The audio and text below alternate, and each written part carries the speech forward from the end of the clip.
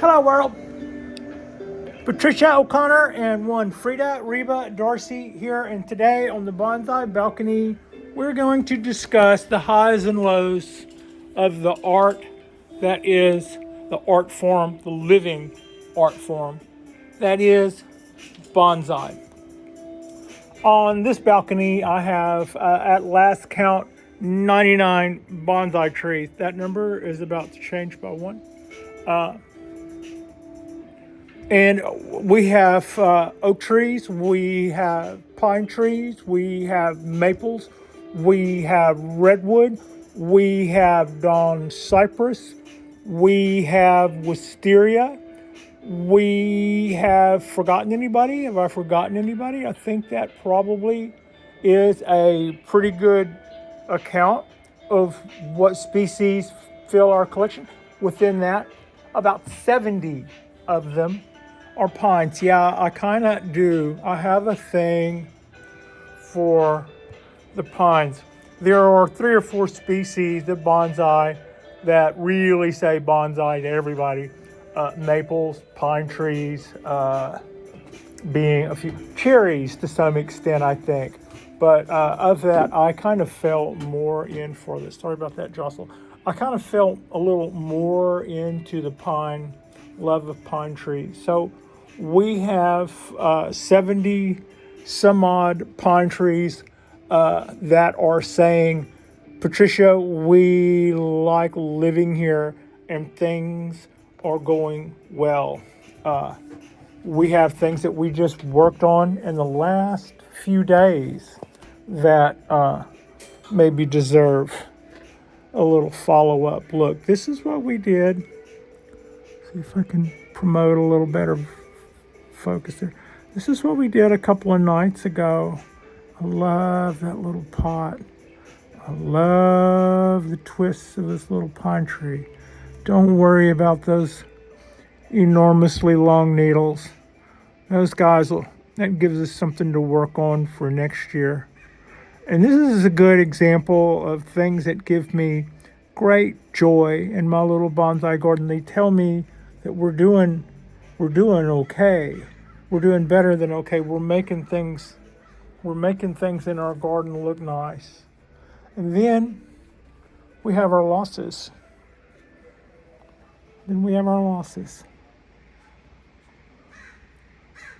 Oh, beautiful black pine, I barely knew ye. I did a video about this guy and showed that how I had acquired this tree in auction. And when it arrived, it looked to me like it had taken a tumble, but its colors weren't bad. It was also, it was a little warm, and there was some warnings about maybe wiring tree or shipping trees at that time of year. But looking at the weather radar, I didn't think it was necessarily that bad, but that doesn't mean what the temperatures are getting on a jet or what the temperatures are getting on a truck. And when it came here, I thought we'll give it a few days and see.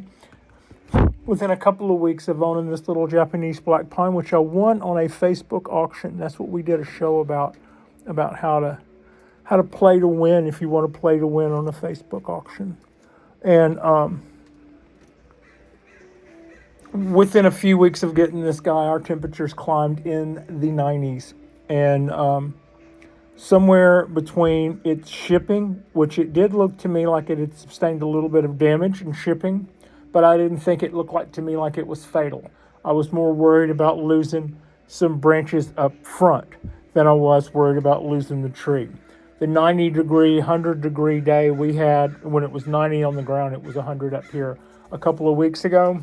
I had said in a video that we were doing at that time that I would know in a few weeks what my losses are. And so far, they are this tree.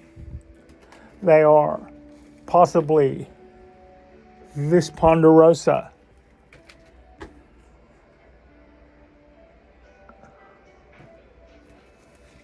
And possibly this ponderosa. These trees have lost their color, and that has been something that has been happening since the heat.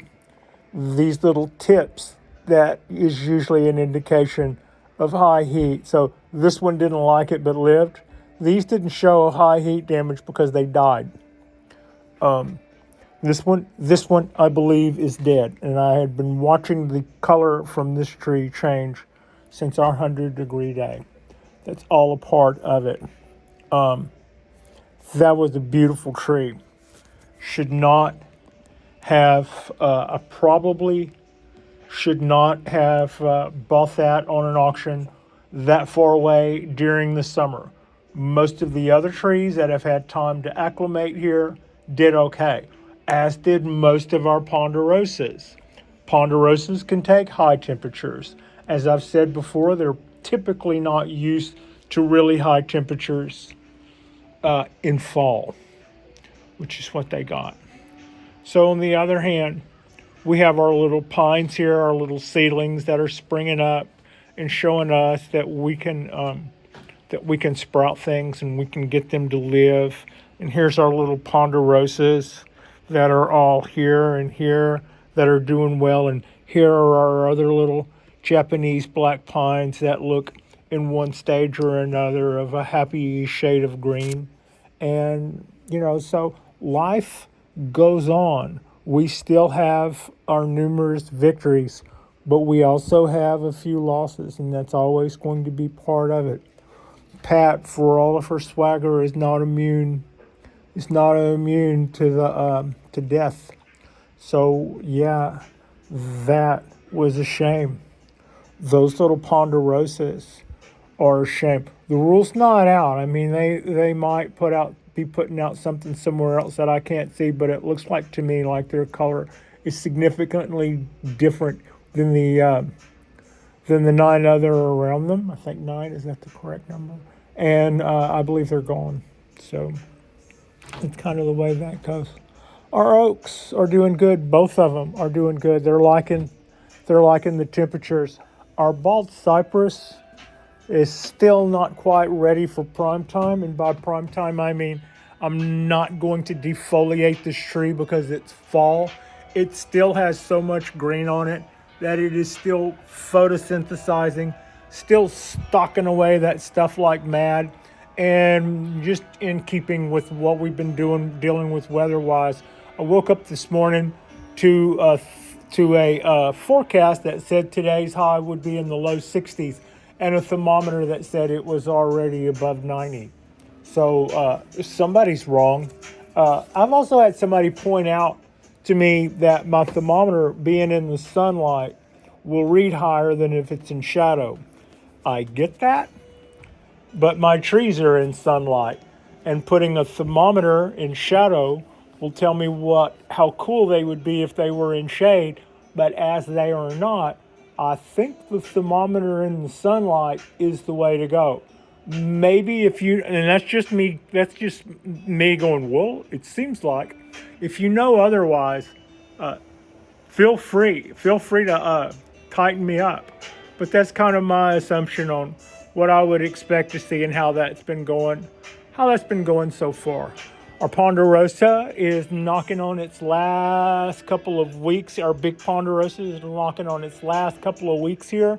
In a little while, it'll get thrown in the hatchback of a car and drone up north for about 2 hours to a different part of Northern California, where it will hang out in Peter T's garden for until about February, I believe. At that point, it can come back home and hang out with us for the rest of the year, and we'll probably see if somewhere along the way, since we've just done a major style on this thing, we've changed the shape of a lot of stuff. What I've been learning about grafting, and I've been learning a lot about grafting. I haven't actually started putting the knife to stuff yet, but I've learned the basics in as far as the rules and what you're trying to aim for and what you're trying to look at and what you want to see when you're grafting. I'm getting a good feel for all that stuff, and it would be nice to know that we could maybe get 1 or 2 grafts in next year, because the closer you do to your graft work, to all of this restyle, the higher the success rate, because you're changing all the hormonal allocation in the tree, and for some reason that does seem to kind of tick things more in your favor when it comes to graphs. That's just what the teachers are telling me. So it would seem like me or somebody, maybe you should try to do a couple of graphs on this guy next spring. Having that, we'll continue to do our ponderosa like a ponderosa, and then maybe if we have some success with those two graphs, or even if we don't, the following spring, maybe my game will be up, and I'll try to increase that number because I'll be standing here ready to add graphs, and I'm not just going to be paying for them at whatever they are a site, which should probably cost money. Anyway, that's just kind of some of the thoughts on that. I started to blurt out a figure, but I don't want to be telling people what to charge me in case I was wrong about the figure, high or low, right? But that's just kind of some thoughts. Maybe next spring, and maybe, to wind it up, maybe next spring we could get a couple of graphs of some Japanese black pine on this guy and start working its way towards the little transition, so I won't have to worry about its ability to take our Bay Area weather. And I can also bring those graphs farther back on the branches so that we can lose some of this elongated stuff where we're crossing back and forth in front of our trunk line. I could probably also decide that all those are back branches and spin the trunk around, but they would still be awful long for back branches. That concludes our things that we're doing and our things that we're doing to improve and our things that we're doing that should get us started on new life and the things that we have done to conclude the lives of bonsai trees for better or for worse.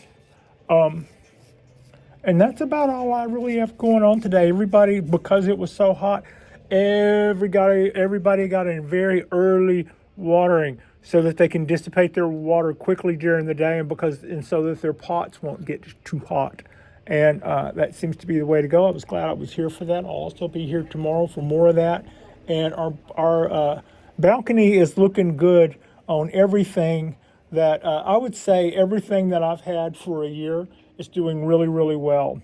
One of our latest acquisitions died, and one of the acquisitions that we got early in the summer in those 10 ponderosas, I believe we've lost 2 of those.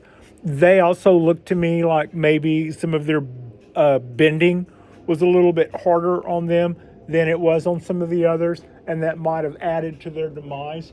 But they died the same time I would expect trees to die, and they started showing their change of color at the same time I would expect to see that from trees that had taken heat death. Now, if you have a plant in the house and you go on vacation and you come back and it's died of heat death, you usually see it dead right there as that's happening. And that's usually not that huge of a surprise. But when it comes to trees, you can actually lose a tree on a hot day, and the tree will continue to show color and push whatever was started to sprout out on the time it died until the resources that were moving that along are gone. But what stopped was it stopped taking in resources. And it's kind of like the conveyor belt stops being loaded at that time. And when those things